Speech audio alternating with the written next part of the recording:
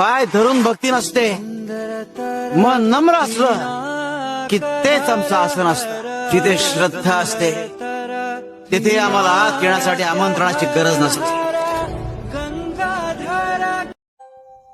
नमस्कार प्रिय भक्तांनो, आज आपण अक्कलकोट निवासी करुणामूर्ती भक्तवत्सल श्री स्वामी समर्थ महाराजांच्या दिव्य मंत्र जपामध्ये सहभागी होत आहोत.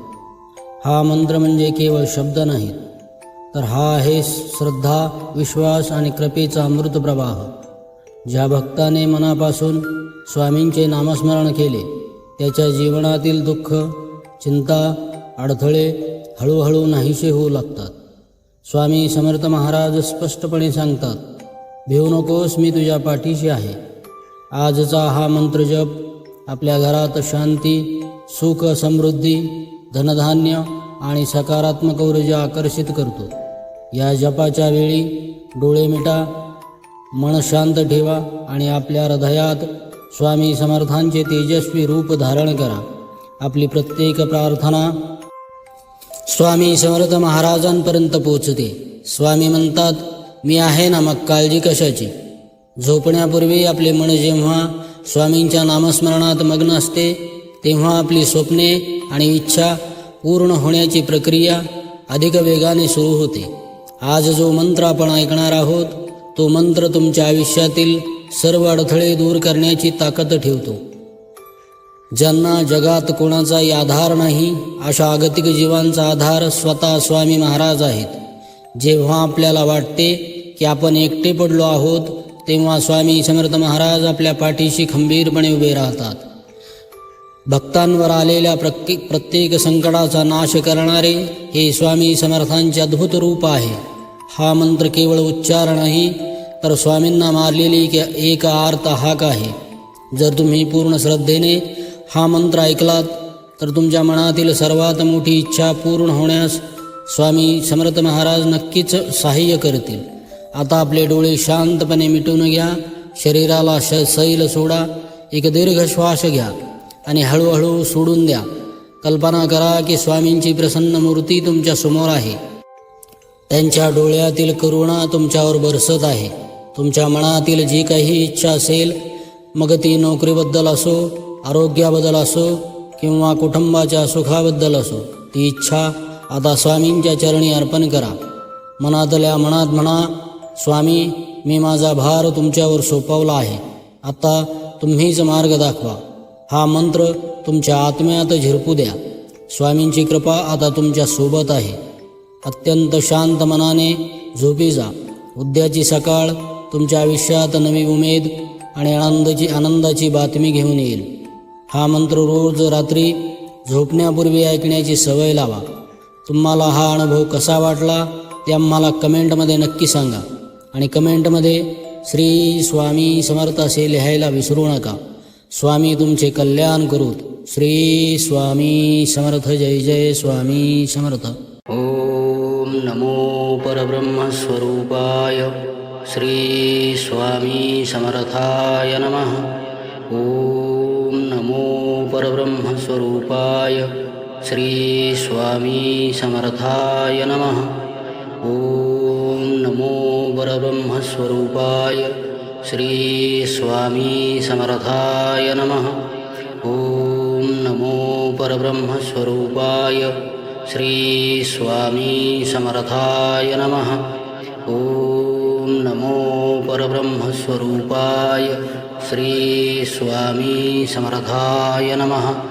ओम नमो परब्रह्मस्वरूपाय श्री स्वामी समर्थाय नमः. ओम नमो परब्रह्मस्वरूपाय श्री स्वामी समर्थाय नमः. ओम नमो परब्रह्मस्वरूपाय श्री स्वामी समर्थाय नमः. ओम नमो परब्रह्मस्वरूपाय श्री स्वामी समर्थाय नमः. ओम नमो परब्रह्मस्वरूपाय श्री स्वामी समर्थाय नमः. ओम नमो परब्रह्मस्वरूपाय श्री स्वामी समर्थाय नमः.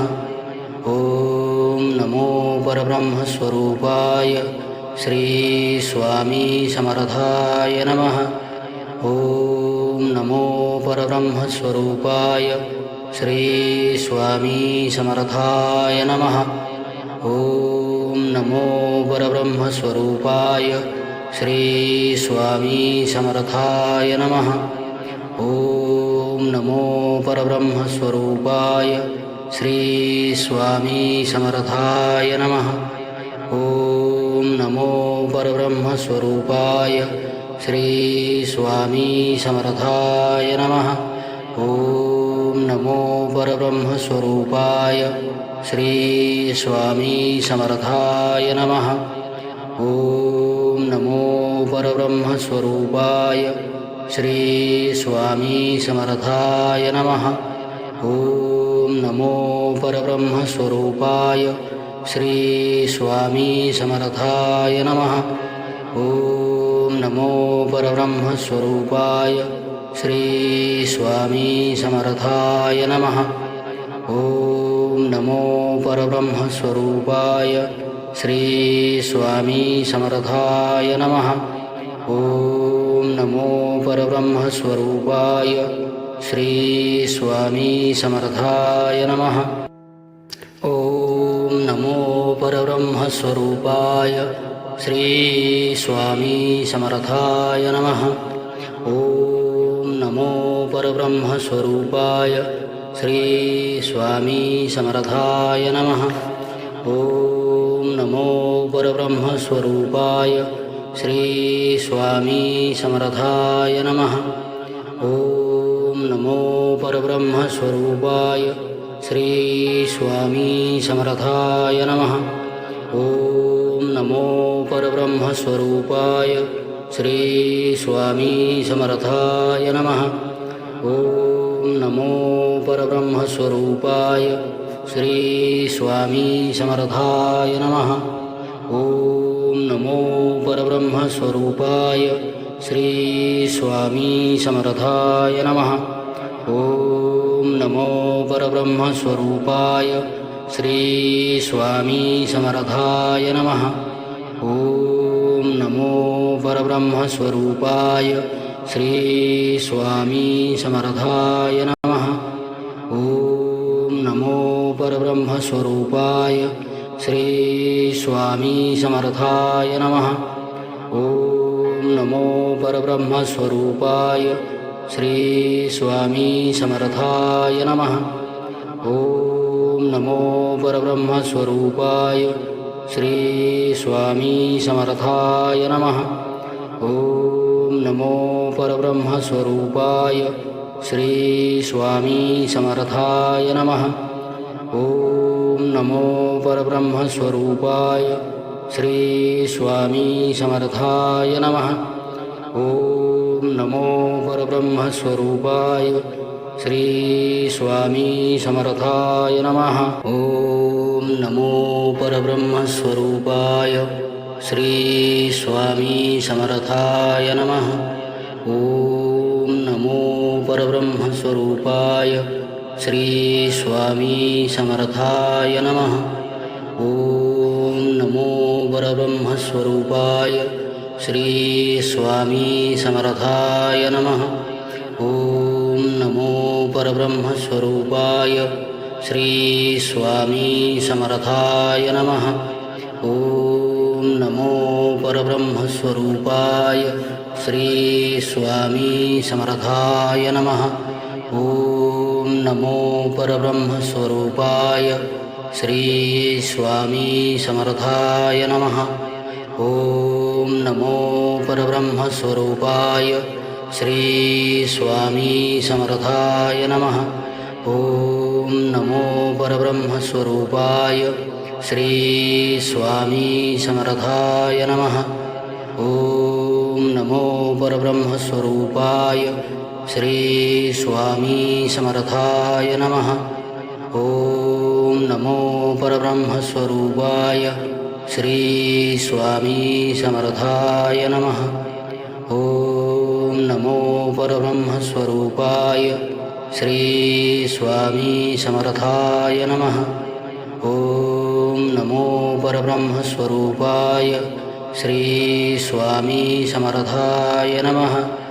ॐ नमो परब्रह्मस्वरूपाय श्री स्वामी समर्थाय नमः। ॐ नमो परब्रह्मस्वरूपाय श्री स्वामी समर्थाय नमः। ॐ नमो परब्रह्मस्वरूपाय श्री स्वामी समर्थाय नमः। ॐ नमो परब्रह्मस्वरूपाय श्री स्वामी समर्थाय नमः। ॐ नमो परब्रह्मस्वरूपाय श्री स्वामी समर्थाय नमः। ॐ नमो परब्रह्मस्वरूपाय श्री स्वामी समर्थाय नमः।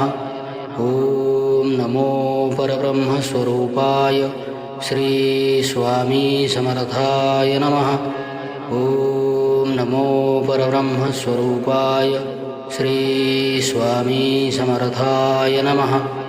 ॐ नमो परब्रह्मस्वरूपाय श्री स्वामी समर्थाय नमः। ॐ नमो परब्रह्मस्वरूपाय श्री स्वामी समर्थाय नमः।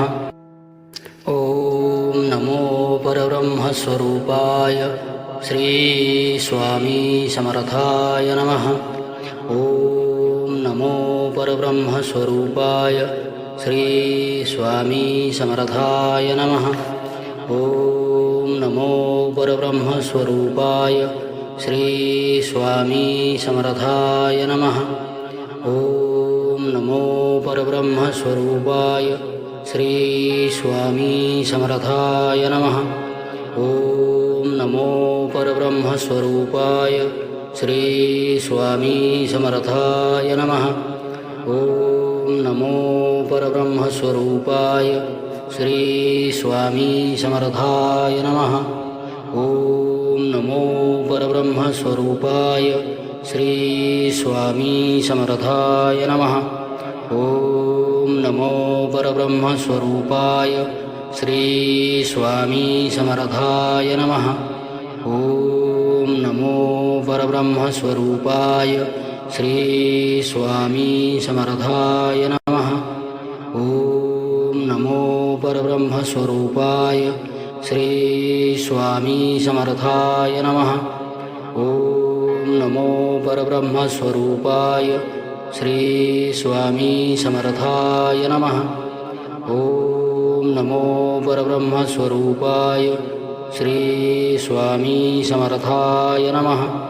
ॐ नमो परब्रह्मस्वरूपाय श्री स्वामी समर्थाय नमः। ॐ नमो परब्रह्मस्वरूपाय श्री स्वामी समर्थाय नमः। ॐ नमो परब्रह्मस्वरूपाय श्री स्वामी समर्थाय नमः। ॐ नमो परब्रह्मस्वरूपाय श्री स्वामी समर्थाय नमः। ॐ नमो परब्रह्मस्वरूपाय श्री स्वामी समर्थाय नमः। ॐ नमो परब्रह्मस्वरूपाय श्री स्वामी समर्थाय नमः। ॐ नमो परब्रह्मस्वरूपाय श्री स्वामी समर्थाय नमः। ॐ नमो परब्रह्मस्वरूपाय श्री स्वामी समर्थाय नमः। ॐ नमो परब्रह्मस्वरूपाय श्री स्वामी समर्थाय नमः। ॐ नमो परब्रह्मस्वरूपाय श्री स्वामी समर्थाय नमः।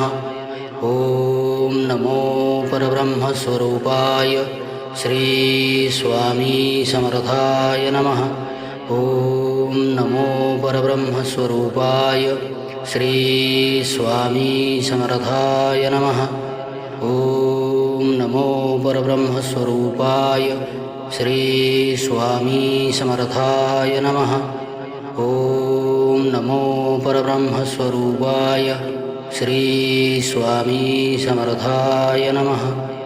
ॐ नमो परब्रह्मस्वरूपाय श्री स्वामी समर्थाय नमः। ॐ नमो परब्रह्मस्वरूपाय श्री स्वामी समर्थाय नमः। ॐ नमो परब्रह्मस्वरूपाय श्री स्वामी समर्थाय नमः। ॐ नमो परब्रह्मस्वरूपाय श्री स्वामी समर्थाय नमः। ॐ नमो परब्रह्मस्वरूपाय श्री स्वामी समर्थाय नमः। ॐ नमो परब्रह्मस्वरूपाय श्री स्वामी समर्थाय नमः। ॐ नमो परब्रह्मस्वरूपाय श्री स्वामी समर्थाय नमः। ॐ नमो परब्रह्मस्वरूपाय श्री स्वामी समर्थाय नमः। ॐ नमो परब्रह्मस्वरूपाय श्री स्वामी समर्थाय नमः। ॐ नमो परब्रह्मस्वरूपाय श्री स्वामी समर्थाय नमः। ॐ नमो परब्रह्मस्वरूपाय श्री स्वामी समर्थाय नमः। ॐ नमो परब्रह्मस्वरूपाय श्री स्वामी समर्थाय नमः। ॐ नमो परब्रह्मस्वरूपाय श्री स्वामी समर्थाय नमः। ॐ नमो परब्रह्मस्वरूपाय श्री स्वामी समर्थाय नमः।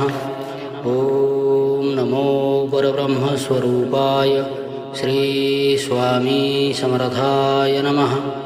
ॐ नमो परब्रह्मस्वरूपाय श्री स्वामी समर्थाय नमः। ॐ नमो परब्रह्मस्वरूपाय श्री स्वामी समर्थाय नमः। ॐ नमो परब्रह्मस्वरूपाय श्री स्वामी समर्थाय नमः।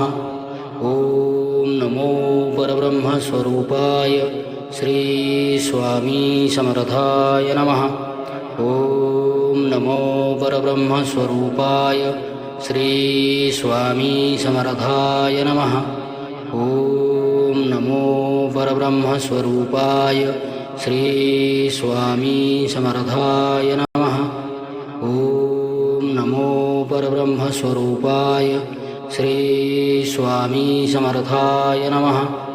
ॐ नमो परब्रह्मस्वरूपाय श्री स्वामी समर्थाय नमः।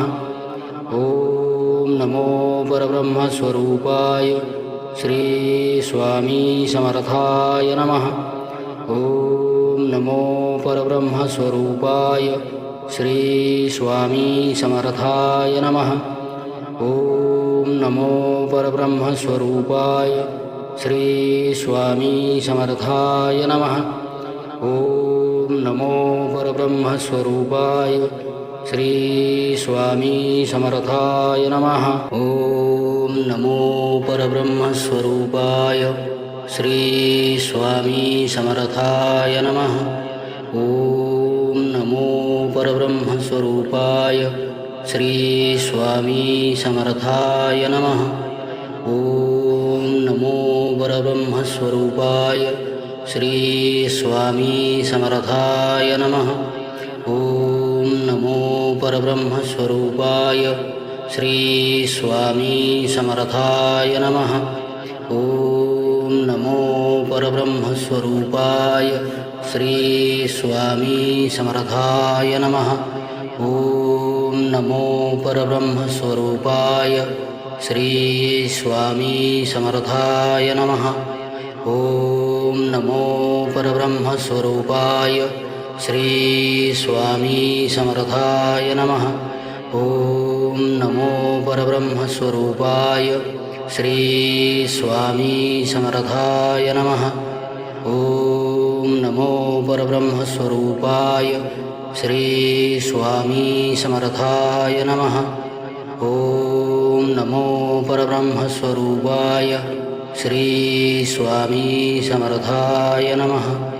ॐ नमो परब्रह्मस्वरूपाय श्री स्वामी समर्थाय नमः। ॐ नमो परब्रह्मस्वरूपाय श्री स्वामी समर्थाय नमः। ॐ नमो परब्रह्मस्वरूपाय श्री स्वामी समर्थाय नमः। ॐ नमो परब्रह्मस्वरूपाय श्री स्वामी समर्थाय नमः। ॐ नमो परब्रह्मस्वरूपाय श्री स्वामी समर्थाय नमः। ॐ नमो परब्रह्मस्वरूपाय श्री स्वामी समर्थाय नमः। ॐ नमो परब्रह्मस्वरूपाय श्री स्वामी समर्थाय नमः। ॐ नमो परब्रह्मस्वरूपाय श्री स्वामी समर्थाय नमः। ॐ नमो परब्रह्मस्वरूपाय श्री स्वामी समर्थाय नमः। ॐ नमो परब्रह्मस्वरूपाय श्री स्वामी समर्थाय नमः। ॐ नमो परब्रह्मस्वरूपाय श्री स्वामी समर्थाय नमः। ॐ नमो परब्रह्मस्वरूपाय श्री स्वामी समर्थाय नमः। ॐ नमो परब्रह्मस्वरूपाय श्री स्वामी समर्थाय नमः। ॐ नमो परब्रह्मस्वरूपाय श्री स्वामी समर्थाय नमः। ॐ नमो परब्रह्मस्वरूपाय श्री स्वामी समर्थाय नमः। ॐ नमो परब्रह्मस्वरूपाय श्री स्वामी समर्थाय नमः। ॐ नमो परब्रह्मस्वरूपाय श्री स्वामी समर्थाय नमः। ॐ नमो परब्रह्मस्वरूपाय श्री स्वामी समर्थाय नमः। ॐ नमो परब्रह्मस्वरूपाय श्री स्वामी समर्थाय नमः। ॐ नमो परब्रह्मस्वरूपाय श्री स्वामी समर्थाय नमः। ॐ नमो परब्रह्मस्वरूपाय श्री स्वामी समर्थाय नमः। ॐ नमो परब्रह्मस्वरूपाय श्री स्वामी समर्थाय नमः। ॐ नमो परब्रह्मस्वरूपाय श्री स्वामी समर्थाय नमः। ॐ नमो परब्रह्मस्वरूपाय श्री स्वामी समर्थाय नमः। ॐ नमो परब्रह्मस्वरूपाय श्री स्वामी समर्थाय नमः।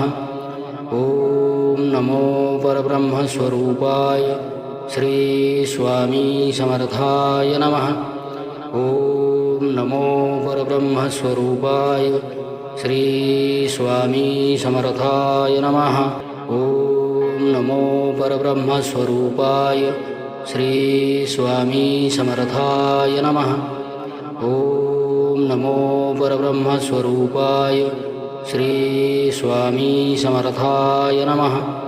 ॐ नमो परब्रह्मस्वरूपाय श्री स्वामी समर्थाय नमः।